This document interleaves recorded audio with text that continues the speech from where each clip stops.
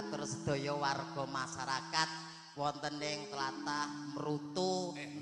Murkutu. Kok merutu piye to? Murkutu. Murkutu. Saya kleru sithik. Merutu. Dunene yo. Yo aja sembrono lho mlebu laladan kene iki lagi sepisan kok e. Lah iya lagi pisan iki suwana tlatah kene yo kleru lumrah to. Wong kene arep mlebu kok kono ngene mau kon parkiran arep rene we. Wah rekosane ra ukur. Mergane ngapa kok rekoso? Barudan dialane jeblok. Kowe sikilmu dawa. Lah piye Aku bedane sikilmu apa? cendhek lho. Lah bedane apa mlaku kene kono sikilmu dawa sikilmu cendhek aku mlaku yo biasa wae kok. Iya yen kena jeblokan paling kowe kena gur polok tok. Lah kowe Aku sak dengkul teneng kok. Kowe ngawur. ngomongan sange gram. Kowe gram malah remuk. Mas Uncek. Piye Mas Kojak? Karo ngaturke gung panuwun Pak Agus, Mas Agus. Nggih. Daleme diparingi terus yo membiayai iki para-para iki. Oh Pak Agus. Matur Biyayanipun kang pundi? Nuwun, bagus. Sembah nuwun Pak Agus. Nggih. Agus, matur nuwun.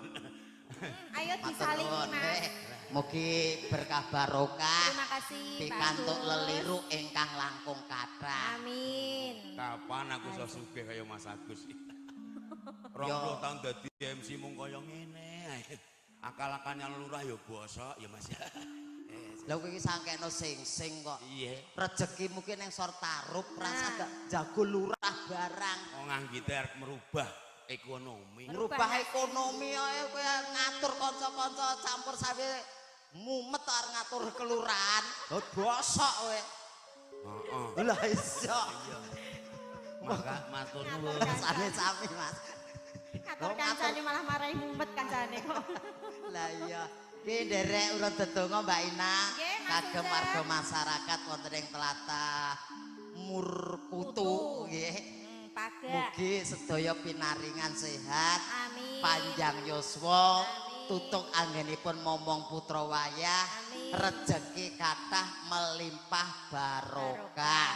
Keluargane nggih Mas. guyub rukun, Guyub rukun. Amin. gotong royonge tambah kuat. Iya. Kawontenaken halal Halal bihalal. Mugi Menyatukan warga tanpa enek bedane derajat pangkat ekonomi Nah. utawa sugih miskine. bener Mas Kojak bener.